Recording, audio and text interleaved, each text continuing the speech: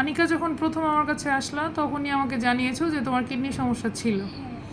আর kidney সমস্যার কারণে তোমার বিয়ের সময় অনেকে বলছে যে এই মেয়েকে বিয়ে করার দরকার কি, এর বাবু হবে না, মানে ওরা তো কেউ ডাক্তার না। আমার যখন বিয়ে ঠিক হয় আমার শ্বশুর বাড়ি গিয়ে হ্যাঁ। কয়েকটা মানুষ যে বলেছে আমার শাশুড়িকে যে এই মেয়ের তো মানে পেট কাটা, মেয়ের মানে এই মেয়েকে বিয়ে করলে বাচ্চা হবে না, এই ধরনের কথা বলছে।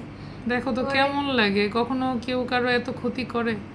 খুব খারাপ জিনিস, এগুলো করতে হয় না। আর আমার হাজবেন্ড মানে আমাকে শুরু থেকে মানে পছন্দ করতো তো। হ্যাঁ হ্যাঁ হ্যাঁ। তো আমার হাজবেন্ড শুরু থেকে আমার মানে শাশুড়িকে বলেছিল যে বিয়ে করলে আমি এই মেয়েকেই করবো, যদি বাচ্চা না হয় না হোক সমস্যা নাই আমার।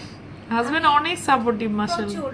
আমি যে মানে এই কয়দিন আমি তো 2.5 বছর থেকে ট্রাই করি, আমার তো বিয়ে 2.5 বছর, তারপর থেকে আমি মানে বিয়ে 2.5 বছর। তুমি আমার এখানে আসার আগেও কি ওষুধ খেয়েছো? না, আমি কখনো, আপনার কাছেই ফার্স্ট, আমার কাছেই প্রথম এসছো। কিন্তু এটা ভাবো নাই যে এক মাসের মধ্যে আলহামদুলিল্লাহ হয়ে যাবে?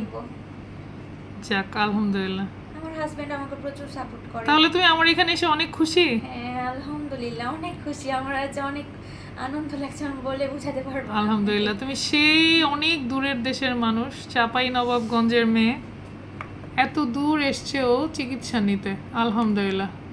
আমি ফার্স্ট এই শোনো, এই তোমার বাচ্চার হার্টবিট, সেই কাঙ্ক্ষিত হার্টবিট, সুবহানাল্লাহ। আমের রাজ্যের মানুষ এত দূর নারায়ণগঞ্জ আমার এখানে এসে, আমি কিন্তু নারায়ণগঞ্জের মেয়ে বুঝছো, আমার স্কুল কলেজ দাদাবাড়ি নানাবাড়ি সব এখানে। তো এই আমার এখানে এসে আলহামদুলিল্লাহ তুমি একটা গুড নিউজ পেয়ে গেলা।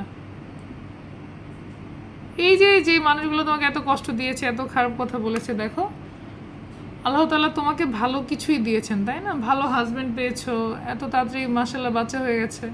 কিন্তু যারা আসলে মানুষকে নিয়ে খারাপ মন্তব্য করে দিন শেষে তারা সুখী থাকে না, বুঝতে পেরেছো?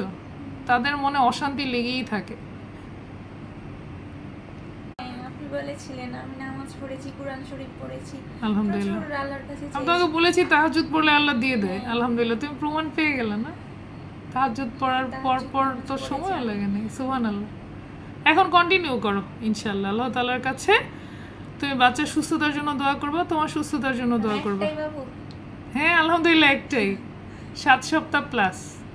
যমজ বাচ্চা হওয়া কিন্তু তেমন একটা ভালো জিনিস না আমার কাছে মনে হয়, কমপ্লিকেশনস হয় আমার হাজবেন্ড বলছে অনেক কষ্ট হয়। আমার তো মানে প্রচুর পরিমাণে বমি হচ্ছে আর খেতে পারি না। আমার হাজবেন্ড বলছে এক সপ্তাহ হয়ে গেলে তুমি মি হয়ে যাবে। না একসাথে হওয়ার চিন্তা ভাবনা করো না, যমজ বাচ্চা অনেক কষ্ট হয়। আল্লাহ তো এটা দিয়েছে, এটা আমি চেয়ে নিয়েছি আল্লাহর কাছে, এটা দিয়েছে আলহামদুলিল্লাহ।